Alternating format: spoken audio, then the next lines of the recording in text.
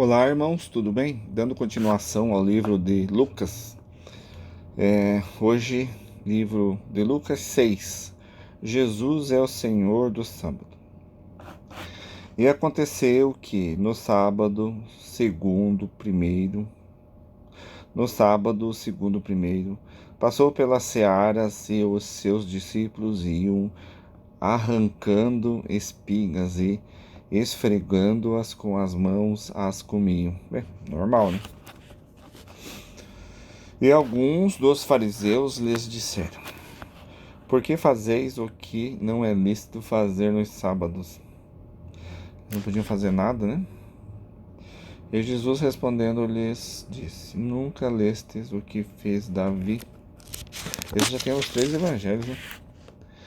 Teve fome e ele e os que com ele estavam, como entrou na casa de Deus e tomou os pães da proposição. E os comeu e deu também aos que estavam com ele, os quais não é lícito comer senão só aos sacerdotes. Quer dizer, não é uma coisa, né, que seja, né? Ele também comeu, então não é, vamos dizer, por Deus, né, que se tem que fazer, senão se... né? E disse-lhes: O Filho do Homem é Senhor até do sábado. Jesus, tem coisas aqui que foram colocadas, né? Eu não sei se Jesus falou que o Filho do Homem, ele fala Filho do Homem, Jesus falava isso, mas que Senhor até do sábado. Eu não sei se Jesus falou esse negócio do sábado. Talvez ele falou de uma forma diferente, né? Porque Senhor do sábado, Jesus é. Acho que Jesus estava encarnado e ele respeitava também as leis de Deus, né? Mas tá, vamos deixar assim. Cura de um homem que tinha uma das mãos mirradas. E aconteceu também no outro sábado que entrou na sinagoga e estava ensinando, e havia ali um homem que tinha a mão direita mirrada. E os escribas e fariseus atentavam nele se o curaria no sábado para acharem o que o acusar. Mas ele bem conhecia os seus pensamentos e disse ao homem que tinha a mão mirrada: Levanta-te e fica em pé no meio. E levantou-se e ele ficou em pé. Então Jesus lhe disse: Uma coisa vos hei de perguntar. É lícito no sábado fazer bem ou fazer mal? Salvar vida ou matar? E olhando para todos em redor, disse ao homem: Estende a tua mão. E ele assim o fez. E a mão lhe foi restituída sã como a outra. E ficaram cheios de furor. E uma com os outros conferenciavam, e uns com os outros conferenciavam sobre o que fariam a Jesus. Mas é uma coisa de louco, né? Tava tão enraizada essa cultura neles, né? Que eles não queriam fazer que fosse nada, nem cura, nem ajudar as pessoas, né? Mas Jesus foi lá e fez, graças a Deus. Né? Eles são dos 12. E aconteceu que, naqueles dias, subiu ao monte a orar, e passou a noite em oração a Deus. Passou a noite orando, né? E quando já era dia, chamou a si os seus discípulos e escolheu 12 deles, a quem também deu o nome de apóstolos. Simão, ao qual também chamou Pedro, e André, seu irmão, e Mateus. Agora vai um monte de nomes, né? Aí no 6:17, o Sermão da Montanha. E descendo com eles, parou num lugar plano, e também um grande número de seus discípulos, e grande multidão de povo de toda a Judéia, de toda Jerusalém, e da costa marítima de Tiro e de Sidom, os quais tinham vindo para ouvir e serem curados das suas enfermidades. Mais serem curados do que ouvir, né? Como também os atormentados dos espíritos imundos e eram curados. Os atormentados dos espíritos imundos com certeza não vieram sozinhos, né? Alguém trouxe o espírito imundo, não ia querer. Os nossos irmãos das trevas não iam querer que Jesus livrasse eles, né? E toda a multidão procurava tocar-lhe, porque saía dele virtude e curava a todos. E levantando ele os seus olhos para os seus discípulos, dizia: Bem-aventurados vós, os pobres, porque vosso é o reino de Deus. Bem-aventurados vós que agora tendes fome, porque sereis fartos. Bem-aventurados vós que agora chorais, porque haveis de rir. Bem-aventurados sereis quando os homens vos aborrecem, e quando vos separarem, e vos injuriarem, e rejeitarem o vosso nome como mau, por causa do Filho do Homem. Essas coisas, não se esqueçam que essas coisas que Jesus disse foi para aqueles que servem a Deus, aqueles que estão fazendo a vontade de Deus, né? Não foi para os judeus, né? Não foi para aqueles pobres, aqueles que estão sendo massacrados, aqueles que estão sendo judiados pelo amor da palavra de Deus e que estão fazendo reforma íntima e que estão melhorando, né? Nesse sentido, né? Não é quem está chorando, mas é criminoso, quem está chorando, mas faz as coisas erradas, você está passando por provas, mas você judia, você está cheio de vícios, né? Não é esse tipo de gente. Pelo menos é assim que eu entendo. Folgai nesse dia, exultai, porque eis que é grande o vosso galardão no céu. No céu. É depois que partir, não é aqui. Não é aqui, é no céu.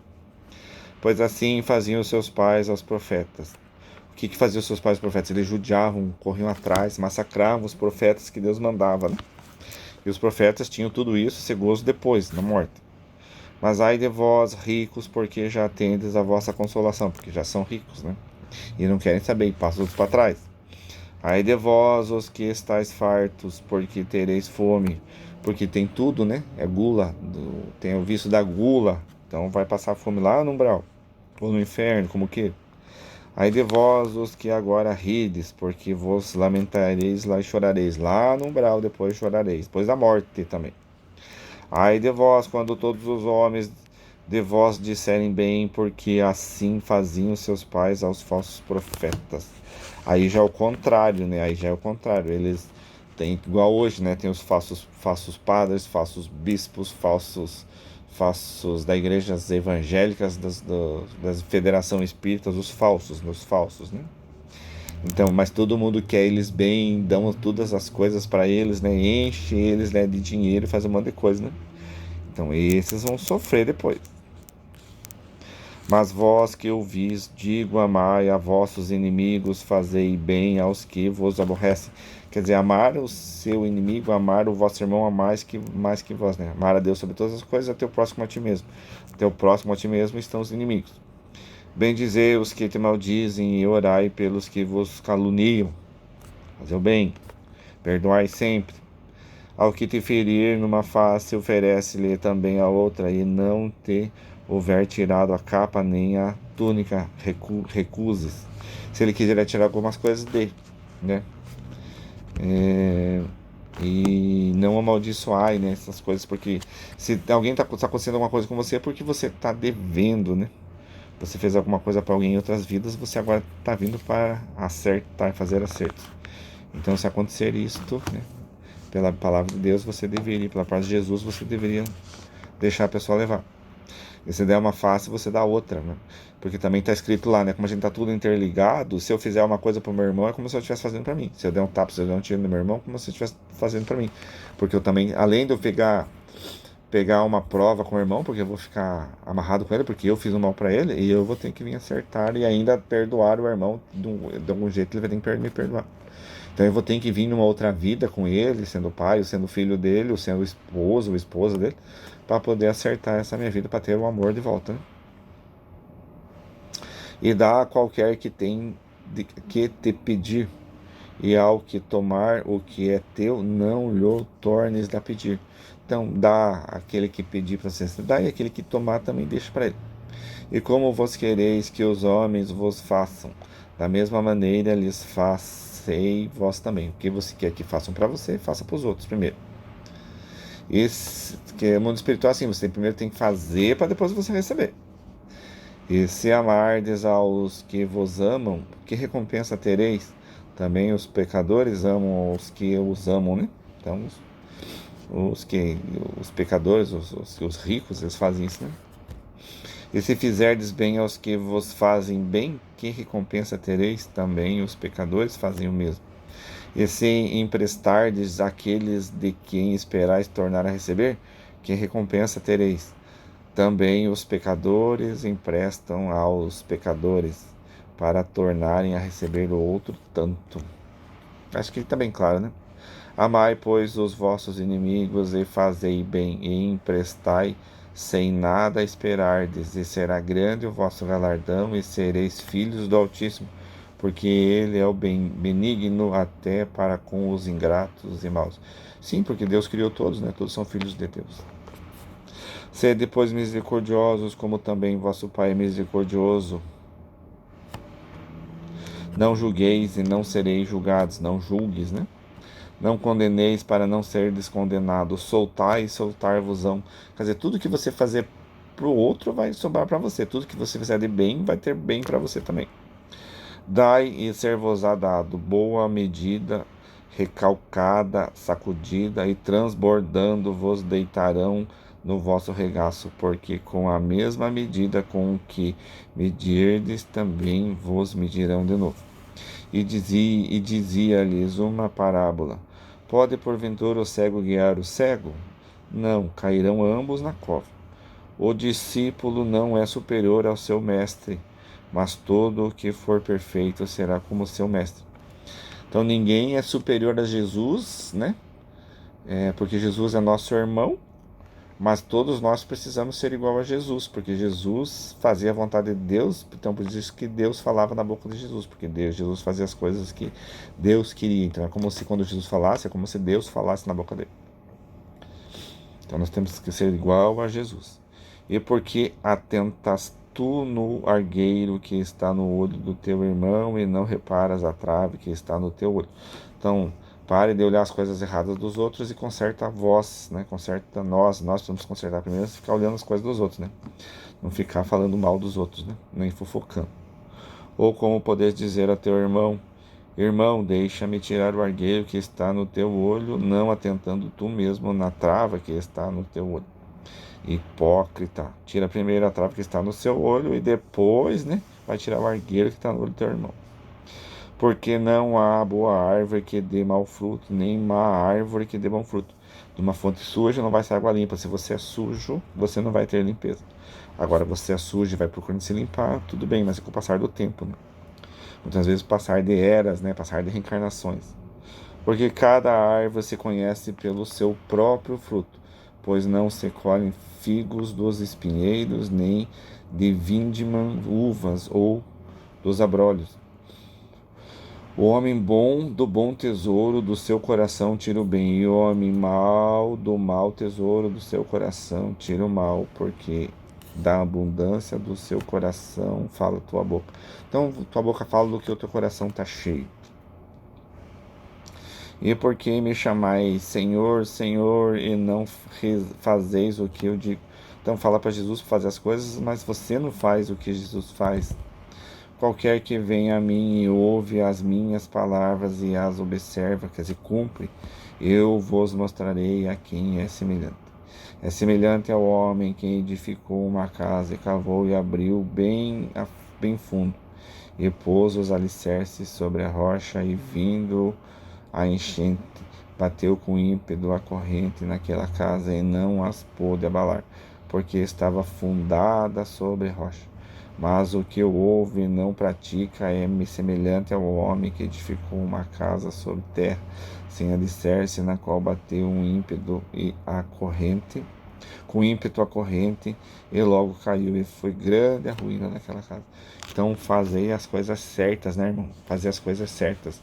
Monta a sua casa espiritual de acordo com os alicerces certos, de acordo com os alicerces dos evangelhos, de acordo com as coisas certas, né?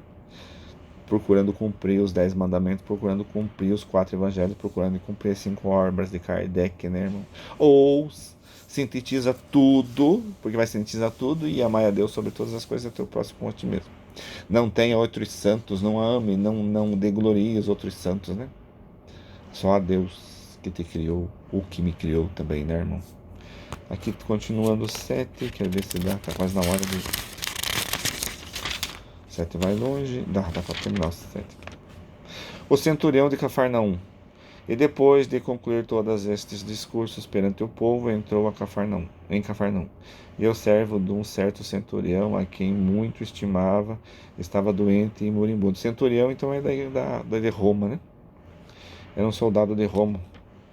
E quando ouviu falar de Jesus, enviou-lhe uns anciãos dos judeus, rogando-lhe que viesse curar o seu servo. E, chegando ele junto a Jesus, rogaram-lhe muito, dizendo: É digno de que lhe concedas isto, porque ama a nossa nação e ele mesmo nos edificou a sinagoga. Então era um romano que queria bem os judeus, né?